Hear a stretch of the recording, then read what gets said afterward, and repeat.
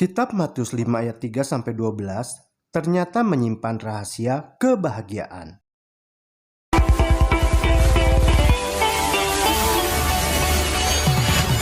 Matius 5 ayat 3-12. Ayat 3. Berbahagialah orang yang miskin di hadapan Allah, karena merekalah yang mempunyai kerajaan sorga. Ayat 4. Berbahagialah orang yang berduka cita, karena mereka akan dihibur. Ayat 5.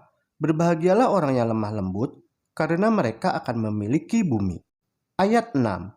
Berbahagialah orang yang lapar dan haus akan kebenaran, karena mereka akan dipuaskan. Ayat 7. Berbahagialah orang yang murah hatinya, karena mereka akan beroleh kemurahan. Ayat 8. Berbahagialah orang yang suci hatinya, karena mereka akan melihat Allah. Ayat 9. Berbahagialah orang yang membawa damai, karena mereka akan disebut anak-anak Allah. Ayat 10. Berbahagialah orang yang dianiaya oleh sebab kebenaran, karena merekalah yang mempunyai kerajaan sorga. Ayat ke-11.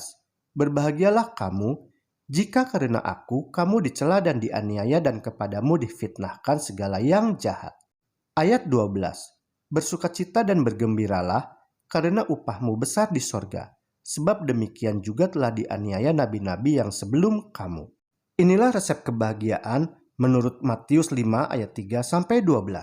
Yang pertama, kita harus merasa miskin di hadapan Allah, seperti yang tertulis dalam ayat 3. Yang kedua, kita harus berduka cita atau menyesal atas kesalahan dosa kita, seperti yang tertulis dalam ayat 4. Yang ketiga, kita harus menghidupkan kelembutan hati atau berbelas kasihan terhadap orang lain atau sesama kita, seperti yang tertulis dalam ayat 5. Yang keempat, kita harus memiliki rasa lapar dan haus akan firman Tuhan, seperti yang tertulis dalam ayat 6. Yang kelima, kita harus memiliki kemurahan hati dan peduli pada sesama, seperti yang tertulis dalam ayat 7.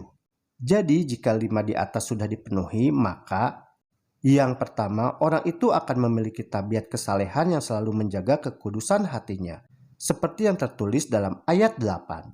Yang kedua, orang itu akan selalu membawa damai, seperti yang tertulis dalam ayat 9. Dan puncaknya, orang tersebut akan berbahagia sekalipun orang tersebut menderita aniaya, seperti yang tertulis dalam ayat 10. Makanya, Yesus mengulang-ulangi kembali perkataannya yang sama.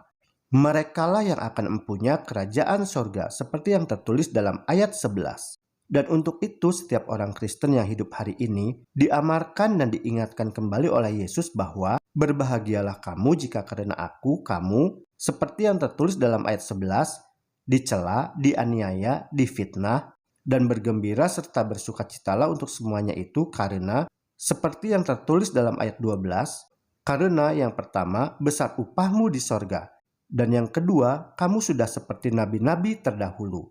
Semoga renungan yang singkat ini dapat bermakna bagi kehidupan kita sepanjang hari ini. Tuhan memberkati.